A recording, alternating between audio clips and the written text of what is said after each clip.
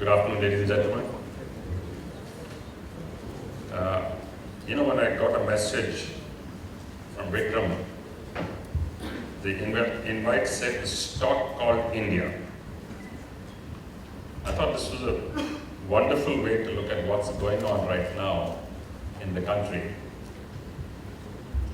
Since I get to travel a fair bit, one thing I can tell you for certain is the expectation of what is likely to happen in India has gone up very significantly, both inside and also outside of the country.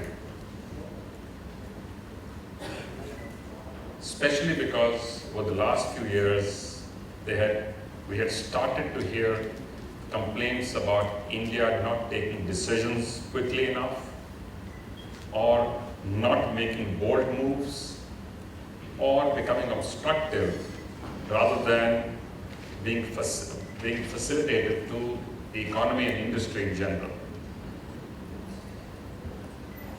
The only risk with a situation like this is when public expectation gets built so high and you do not actually see action on the ground, it can also turn negative quite quickly.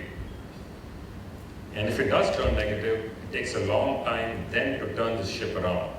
It's a big ship. Public opinion is the opinion of millions of people.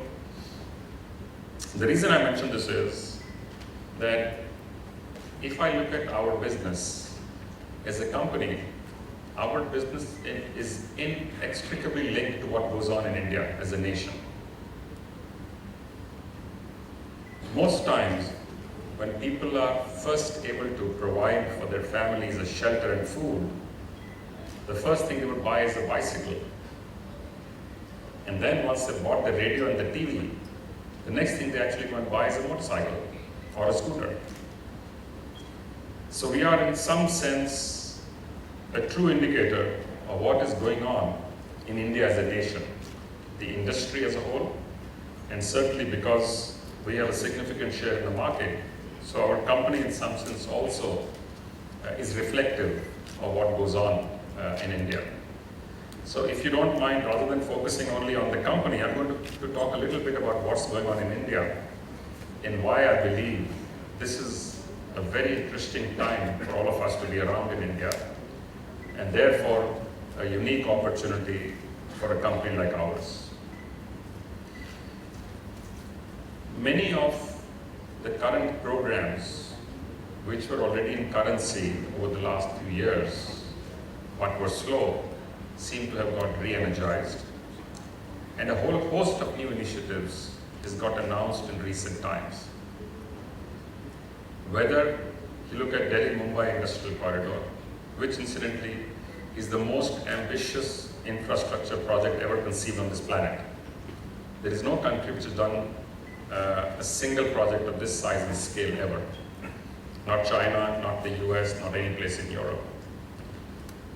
So if we can accelerate the implementation of this project, the salutary impact on India as a country would be quite significant. At that point in time, we were talking of building some new cities. Now we're talking about 100 new cities. Of course, this 100 is not all brand new cities. This includes brand new cities which will get built from scratch. It also includes urban agglomeration which will get built, as also new cities which are likely to get built in the periphery of existing urban centers. We also have a new phenomenon taking place in India. These are called census towns. I'm not sure how many here would have heard of these, but India in the last few years, since the last census, has started talking of a new phenomenon where villages which grew very, very rapidly had no description. They were no longer villages, but they were not yet towns. And this is a completely new phenomenon where people are living a lifestyle which is different from that in the villages. So each time this happens, the demand for goods and services in these sectors actually changes. And that's quite visible from how sales are taking place of goods and services across India right now. And I'm talking of both the urban areas as also the rural parts of India. The other 3 or 4 big changes that are likely to happen in the coming months in India, which are likely to have a positive impact. One, of course, is GST getting implemented. If it comes into this session, winter session of Parliament, and gets passed, hopefully gets passed, India will truly, for the first time, become a single market. At this time, we are broken up into 29 markets plus the union territories. So each one actually is a hurdle. Each time you cross a boundary of a state, you are actually entering a new economic zone. So there is a cost which gets added onto that, a cost of doing business. And GST has another positive impact, which is it takes away the incentive of people to do business without invoicing. Because it's only if you invoice are you going to be able to get the set-off of taxes already paid in the value chain of the goods that you're using. And that has a pretty significant likely impact. NIPFP calculated that this can increase India's GDP annually by anything between 1 to 2%, more likely about 1.5%, which is a very, very serious number for us. Because each time that happens, you've seen this, that it impacts the per capita income, and per capita income in turn again impacts people's consumption pattern and their lifestyles. Fortunately, we have crossed the tipping point. It's like a hockey stick, which countries have seen. The moment you cross around $1,000 per capita, it starts to shoot up if the economy keeps running in reasonable shape. It's a different matter. The entire world over the last few years has seen a very, very difficult economy. But in the last report that was put out by the IMF, 2 countries were shown with a positive outlook. Incidentally, only 2 countries. The US and India were 2 countries which showed a positive outlook of where their economies are going. And India today looks like a bright spot when you look at many other parts of the world. Because Europe is still struggling. Japan, which was expected to start improving by now, is sputtering again. There are countries in Asia which are still slow. Africa is attempting to start to grow. South America and Latin America has only a few markets which are showing growth potential. All of them have growth potential, but in the current period, they seem to be in difficulty. So we are, in some sense, a bright spot right now. Then the new Make in India campaign that has been launched by the government is also a very interesting initiative. Because as a nation, we have said often that we need to generate 1 million new jobs a month, but we've been saying 10 million a year. But if you look at the way our population is growing, it really amounts to about 1 million a month. And while services have had phenomenal growth in India, but the ability to absorb all of these people, young people in new jobs is getting more and more difficult. Agriculture, incidentally, will start throwing up less jobs rather than more as agriculture yields go up and agriculture mechanization goes up. It will create less jobs. So we do need to ensure that we have an avenue for new jobs and can only therefore come from manufacturing. Manufacturing has 2 or 3 interesting parts to it. One, of course, this is something India had traditionally done for a long, long time. And in recent years, services became the big engine of growth. So we cannot compromise and give up on services, but we need to ensure that we have the manufacturing engine working as efficiently as well. And if that happens, the kinds of jobs it creates, the kinds of prosperity it creates, are direct consumers of the kind of products that we and companies like us make. So on manufacturing itself, the attempt right now is to do 3 or 4 different things. And I'm not talking on the regulatory side. And the regulations, of course, are necessary to create ease of business, ease of starting business, operating business, And even shutting down business needs to be made easier than what it is right now in India. Taxation needs to be looked at. A few years ago, we were the highest manufacturing taxed nation in the world. It has moderated somewhat, but we are still very, very high, certainly compared to the nations that we compete with.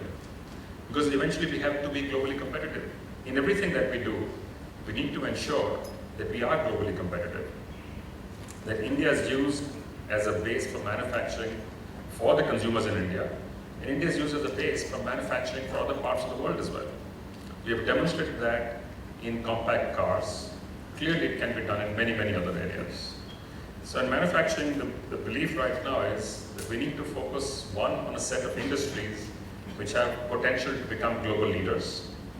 Second, on a set of industries which have a very high multiplier effect in terms of additional industrial and economic activity and job creation, like the automotive industry, like new home construction, like the healthcare industry. Also look at industries which have been in trouble, like the textile industry. It's a very, very large job creator, but as an industry, it's struggled for a while now in India. And India traditionally has had strength in those. So if we focus on all of these three, the potential again to significantly positively impact per capita income in India is quite high. And all of the signs at this moment point in the right direction that we will see this happen. On the ease of doing business, the government has accepted recommendations from industry to cut down. So if I take a step back, one of the problems we've often talked about doing business in India is that there's too much red tape, too much corruption, and lack of physical infrastructure. Now interestingly, each of these problems is also an opportunity for us. Physical infrastructure clearly is much talked about today, and it's likely to attract billions, in fact trillions of dollars over the next 10 years or so in India. And that will go into roads, highways, ports, new cities, airports, and the like. But the moment you do that, you also make your life easier through connectivity within the country. At this moment, it costs more to transport goods from Delhi to Mumbai than it does from Beijing to New York. And sometimes when you think about it, these are shocking numbers. So if we can make our internal system more efficient, we can dramatically change the way manufacturing plays a role in our lives and what all it can actually do in terms of economic value add for us. So we have focused very tightly as a company on 2 or 3 areas. One, to ensure that we build enough technical and design capability to ensure a larger flow of new products and new ideas than the competition.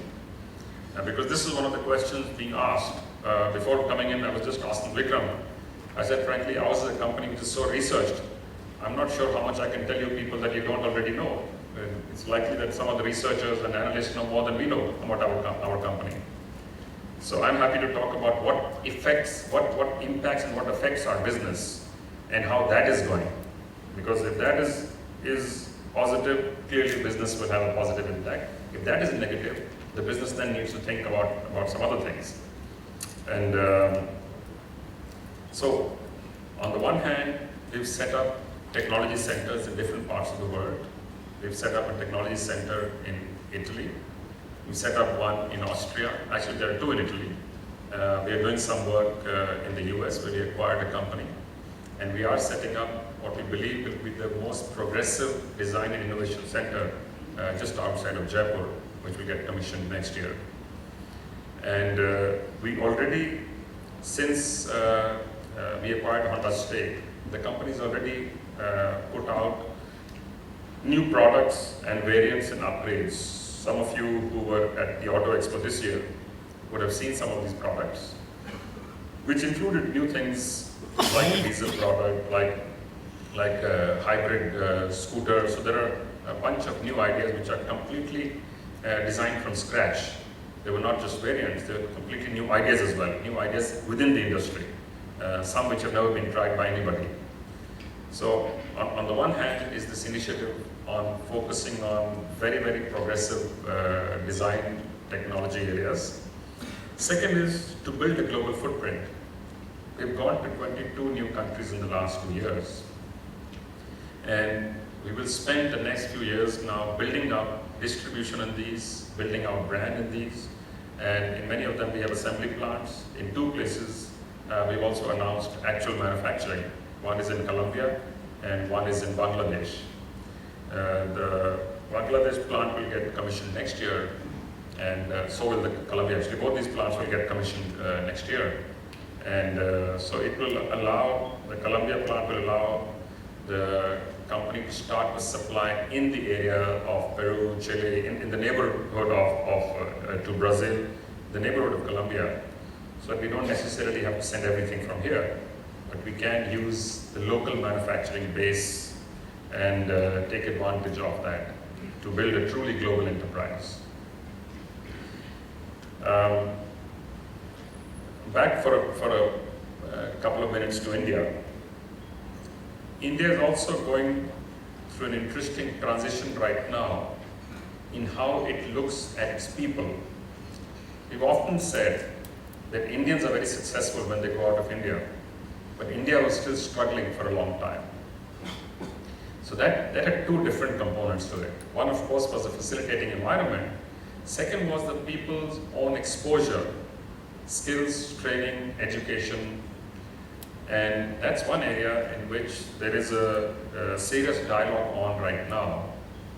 And the expectation is that over the next 5 years or so, we will see reasonably big changes taking place. First, as many of you would know, the education policy has been under discussion to be reformed for well over 15 years now, but no major reform could actually happen. There were minor tinkering, but nothing major happened. Incidentally, we ourselves have gone and promoted a new university, which we started only 3 months ago. And we've set it up in the state of Haryana. And it's designed as a completely world-class institution. And we are not the only ones. I know that many others. This is, by the way, is not a company. This is being done by the family foundation. And this is done as a not-for-profit. So there are others also doing the same. I know a number of our friends have gone in and made big initiatives, both in school education, in vocational skills, as also in higher education. And again, the impact of that is likely to start showing within the next 2 to 3 years itself in increasing the number of highly skilled individuals that we are able to produce as a nation to take care of the new need that will actually grow. As the economy grows, as industry grows, it also was an issue that out of all of our business schools, the first choice of students used to be the financial services industry or the consulting industry. Areas like manufacturing were way down the list of priorities. If the opportunities in manufacturing grow, clearly the ability of people to get trained needs to be there.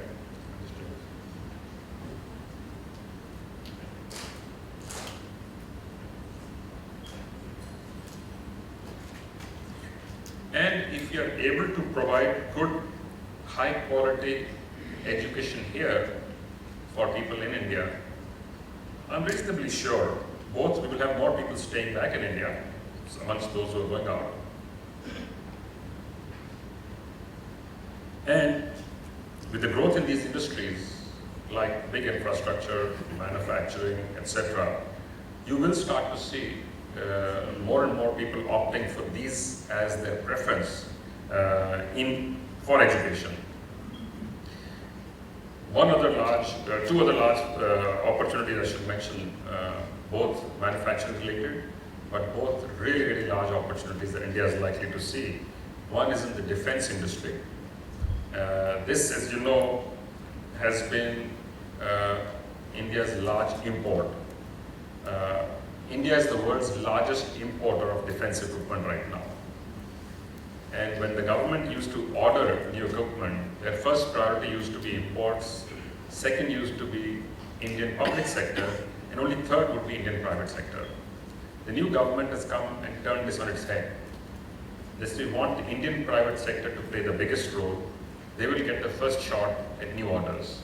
And they've already demonstrated that in some of you may have read this. In the last few weeks, the government has put out some of this information on some big purchases for the Navy and some for the Air Force, where they're saying Indian companies have to play the first role, and Indian public sector the second, and imports will come third. But to encourage foreign companies to come in here, they've raised the FDI limit in defense manufacturing to 49% from 26%. This opens up an opportunity which just did not exist in India. So what it will do is, it will again create new enterprises, new jobs, new entrepreneurs, and therefore lots of people with higher incomes and the ability to go out and buy goods and products. And because the expectation of mass transit in India reaching all towns, all cities, is still about 25 to 30 years away. Therefore, the need for personal transportation will increase quite dramatically in India. The second big opportunity which exists, again, India is a large importer, is of hardware. It's actually India's third or fourth largest import is actually hardware, electronic hardware. And because we do not have a fab facility in India, so we continue to import all of these goods. 2 new projects have been cleared by the Indian government in recent times. And once these come up, the downstream industry also starts to come up within those geographical areas, whether it's in the entertainment industry, communication industry, IT hardware like computers, etc. So there are a whole current penetrations in India. Penetration in India at this moment is exceedingly low compared to almost any other country in the world. We're at 21% compared to even a country like Indonesia at something like 51%. So the headroom available to us for growth, and we are likely to go down the same road. As I mentioned a little bit earlier, the growth possibilities are good, and they will come from some of these areas. The challenges will continue to be if the government does not take all of the decisions that we expect it will take. Some of the things will get delayed. While the mood has improved, but it's not only mood that makes a difference. You have to see actual improvement on the ground. So if all of the policy work gets implemented, clearly there will be a quicker response. If it does not, that response will be slower. But the speed at which the government at this moment seems to be moving shows that we probably are likely to see results quite quickly. Inflation itself has started trending downwards. We've seen some pretty encouraging numbers on inflation, both wholesale and on the consumer end. And at this moment, there is significant amount of pushback to the Reserve Bank to revise interest rates downward in their next announcements that they make. There is of course the fear that if inflation rears up again, they may have to tighten second time around. But at this moment, there is a reasonable indication that we will start to see at least the indications of interest going down, even if this does not actually drop significantly. They will start to signal in one manner or the other. The slowdown in the overall economy, which we saw happen at 2 times in recent time, has an interesting impact. On the one hand, people's ability to start buying goods immediately goes down. But for a product like this, as I said, you can defer the requirement for a while. You can't actually cancel your requirement. Because if you need to use it for commuting, you do need it. So that's in some ways saving grace, even if the economy continues to be slow, while the expectation is that after the next few months of consolidation, we will begin to see significant improvement next year in the economy. That's general expectation right now, and pretty much across the board, all kinds of experts who've looked at India, both from inside and outside, are reasonably consistent right now. So our growth is expected to come from both ends. The urban growth that is taking place, because as you might also know, that India is likely to see the largest migration this planet Earth has ever seen in the next 20 years or so. At this moment, about 72% of India lives in the rural areas. And that is expected to become only 50% by people moving from villages to towns and cities. So that is one source of growth in the urban areas. Second is the prosperity in the rural areas, which we have seen the signs of over the last 10 to 15 years. Infrastructure means construction, and construction again means more income at the lower end. Besides the industries that are connected to construction, is direct jobs, which also creates prosperity in the system. So what we are doing at this moment as a company is strengthening the company at various levels. One is at the top end. We've strengthened the top team of the company quite significantly. Some of these have been in the press, so I'm sure you would have read about these. We brought in experts, including from overseas. The head of design of BMW has recently joined the company.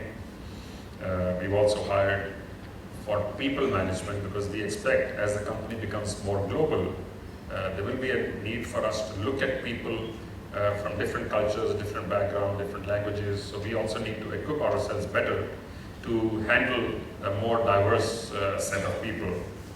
So that's the other thing that the company is doing right now. And we are fortunate that the financial strength of the company has been good. We are, as you know, a zero debt company. In fact, the company runs its own treasury. While we don't focus on the treasury as the main source of income, but we do get a reasonable return from the treasury as well. So it allows us to spend on the large number of projects which I mentioned from internal accruals. And this is why we have been giving pretty handsome dividends as well. So the company's future vision has been announced. Our CEO, Mr. Munjal, had already, in his last address, talked of a vision of 2020 when the company expects to hit 12 million units of production, $10 billion in revenues, and a 10% earnings coming from exports. This is a tall order. We've set out a stretch target for ourselves.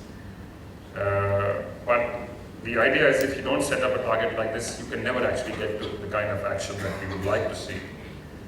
We have, of course, grown in the domestic market as well. In the last 7 years, the company's revenue from 10,000 has gone up to 25,000 crores. Our market share, which was around 50-some percentage points when Honda left the company, is today 53+%. So there is overall, the mood is very good in the company.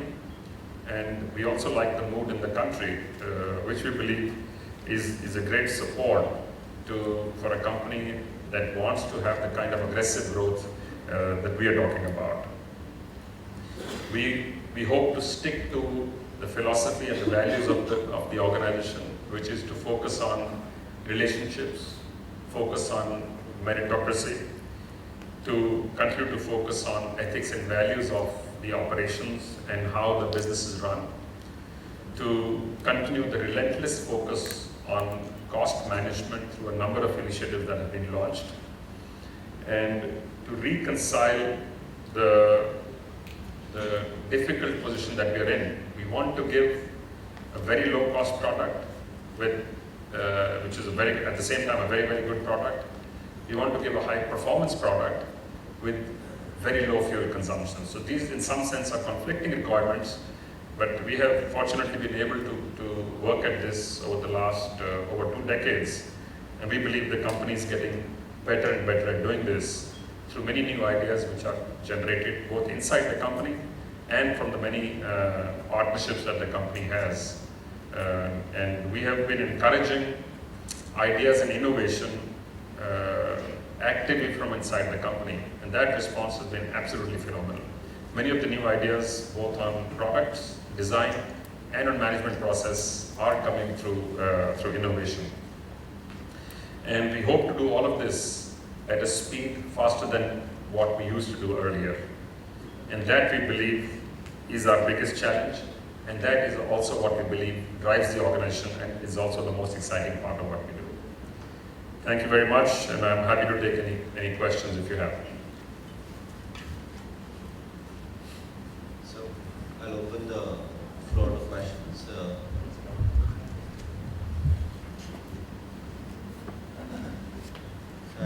I'll just start with a couple of questions. This is more particularly about MotoCorp. So you had mentioned about GST being one single largest change which can happen and can drive things out there. How do you think it will impact A, profitability, and B, volume?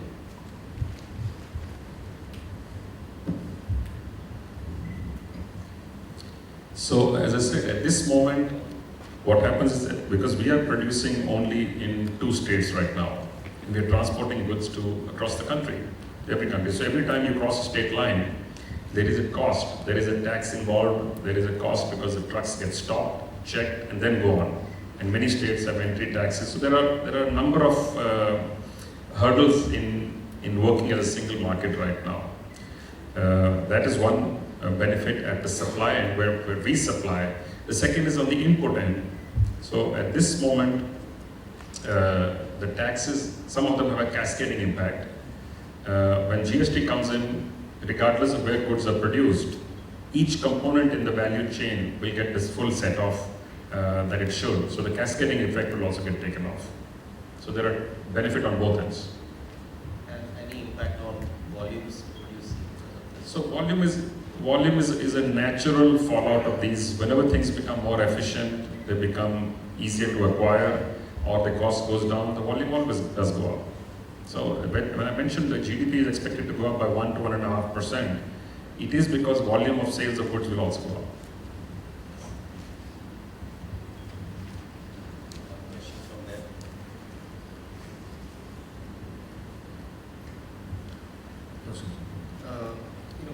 Hero is probably one of the few companies which has maintained its competitive position even after dissolution of such a big JV. I just want to understand what was the biggest challenge you probably faced during that transition phase, and how did you address it?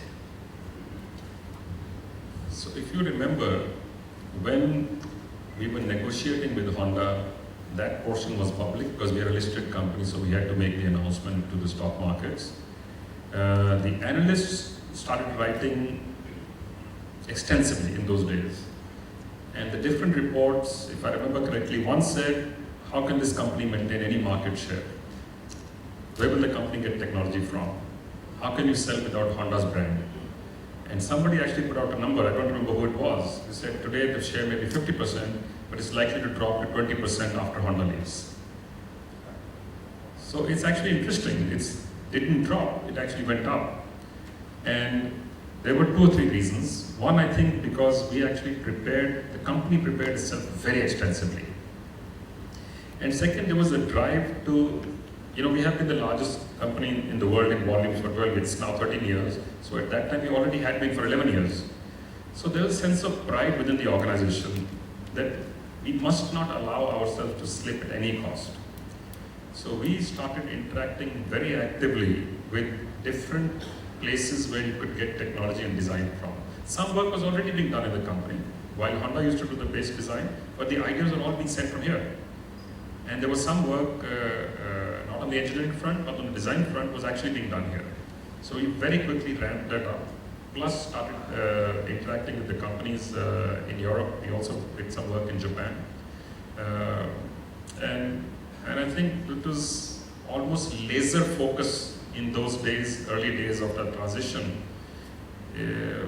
We got an award, incidentally, for the fastest brand transition and also the most effective brand transition ever done in India. On the 15th of August, on one day, when people woke up and went out, all the boards, all the hoardings, all the names of every place which touched, and this company has 6,000 touch points, by the way. every single board was changed overnight. In one night, the brand itself was changed, and that was more than a year and a half earlier than we could actually have carried it on. That was part of the agreement we had with Honda. We could have used the name longer.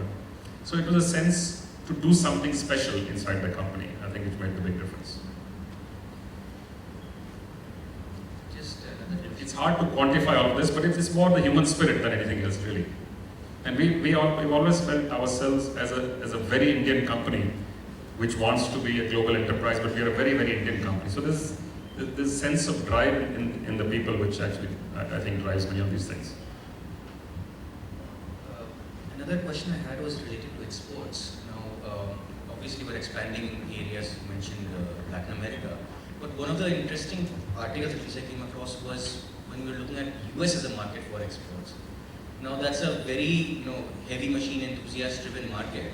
We're just curious what the thought process is and how we are planning to develop that market.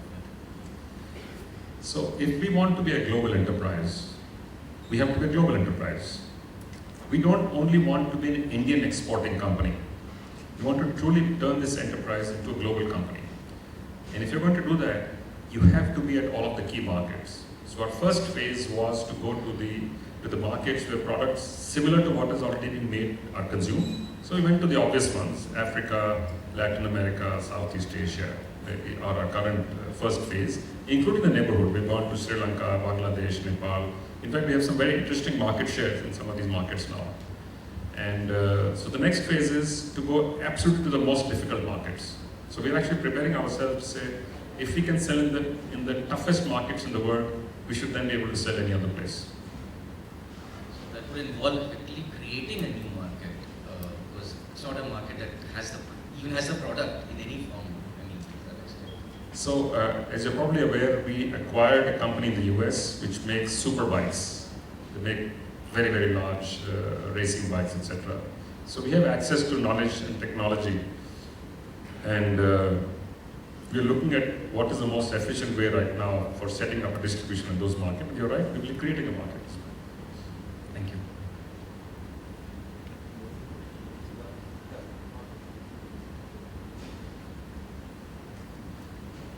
Good afternoon, sir. So over the next 18 months or so, where do you think your market share can go, given the fact that one of your key competitors is facing a capacity crunch, and the other is sort of just feeding its way back into the domestic fold once again? So basically, do you think the competitive intensity that we had seen in the last couple of years, the worst is kind of over, with a near to medium term view? So we faced some of that constraint ourselves because scooter demand went up and we could not supply enough. We've increased our capacity 3 times in the last 6 months, and we're going to increase it again in the next 2 months. So we've actually faced some of that constraint ourselves. But as you know, we've just commissioned the new plant, and we've now announced 2 additional plants. So I don't want to speculate on numbers, but it's clear that we will have capacity to be able to play to the growing market both in India and globally. So basically, the next 18 months could be actually a very good period for you in that sense. Certainly hope so.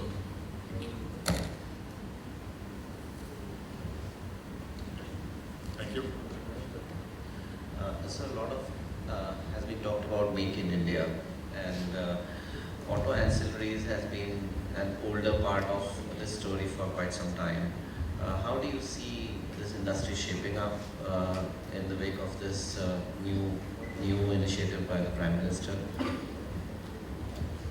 I think this is a unique time. I was addressing some other group 2 days ago, and I said, I think all of us in the room are lucky to be alive at this time. For very long, we used to talk of India's greatness in the long distant past or its potential. Very, very long. I think the time to achieve that potential is now. So, automotive and auto component industry is one which is already primed to actually almost lead this initiative.